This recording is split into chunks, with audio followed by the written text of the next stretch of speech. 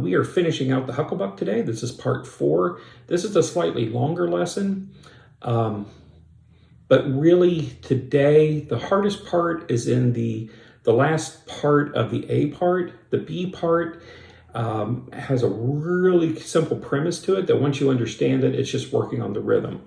And the ending to this song, we actually did way early on, like lesson 9 or 10, as far as an ending for a song or a tagline. So that should be a callback if you've been paying attention to this series. So we started out with the head, which was...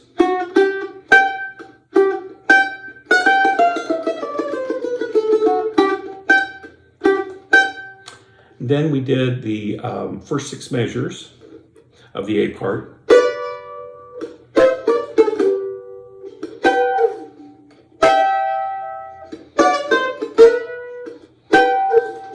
Now we're to the 5 chord. We're going to play the D. The D looks like the other 2 sections. That's what I love about blues instrumentals. Really smart instrumentals have a motive that you see, that you hear. There's a logic there, and it sticks in your brain. It creates the earworm for really what is a catchy tune, So with the D, we again have the double stop where it's 3rd and then 5th of the triad. So up here, we got 9, 5, F sharp, A on the A and the E strings. We're going down. We're doing a harmonized scale again in the key of G. So the next double stop down, well, let me play that part. So there's a little lick there at the end. So you got 9, 5, 7, 3, E, G, still on the A and E strings, down to 5, 2, this D double stop, open E and the C, the 3rd fret of the A, and then you get this nice little riff or lick, which just goes around the triad. A slide from B flat into B, up to the D, 5th fret of the A, and then the G, 5th fret of the D, and then open. And so what it does is, by the time that you get to that D, you're actually playing the root of the 5 chord on the 12th measure of the 12th bar. But it also stays within the triad. It's a cool little riff. So the starting from the 5 chord, you've got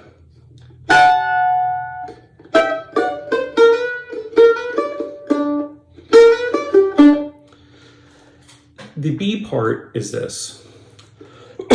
You've got very basic double stops, and you're doing a shuffle with them. So the first one is 5, 2, G, B, and you're rocking on the C note. So at first it's 5, 2, then it's 5, 3. This is also from an earlier lesson.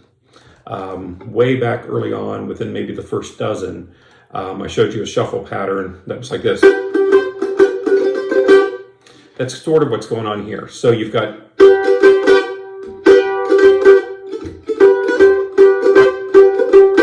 then for the C7, you just lower down the B flat, this 1st fret of the A string, but keep your ring there on the 5th fret of the G.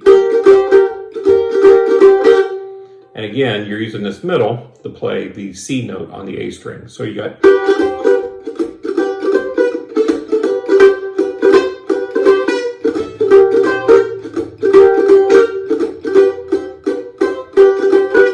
Then we're going to do a different double stop, but same premise. We're going to go 3rd fret, 5th fret of the A and E strings. That's a C note, A note. This is the flatted 7th of a D7 chord. That's the 5th of a D7 chord, So you're going to hold it down, and you're going to use your pinky to play the 7th fret of the E, which is a B.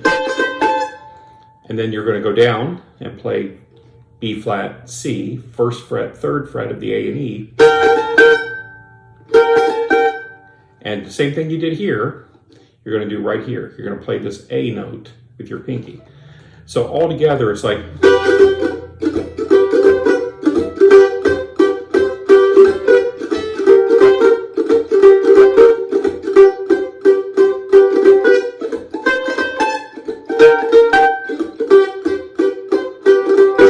And then you would go back into the A.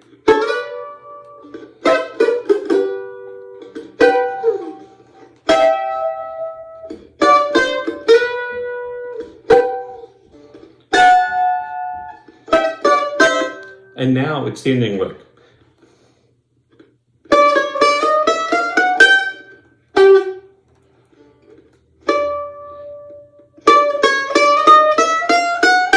Starting with this D.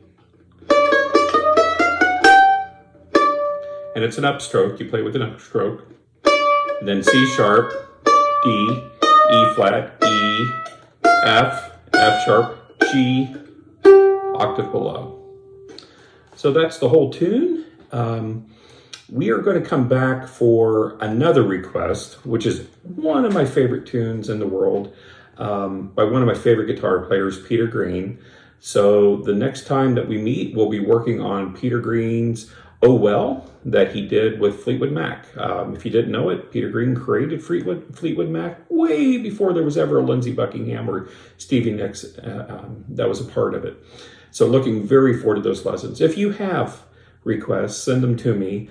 One of the pieces of feedback that I've received is people are liking the fact that I'm doing a whole tune, but breaking the tune up over several days, really showing the licks that create a good tune. And if you have tunes that you would like to see, blues tunes, would be happy to entertain them and do my best to present them. I've neglected to do this the last few lessons, but you can learn more about me on my website, jimrichter.com. But most importantly, if you want to support my work, you can go to patreon.com/Jim Richter, become a member. And I would be very appreciative of that. The tablature for all these lessons are there. I post other tablature there as well that doesn't make it to YouTube. So, hopefully I'll see you there. Thanks so much.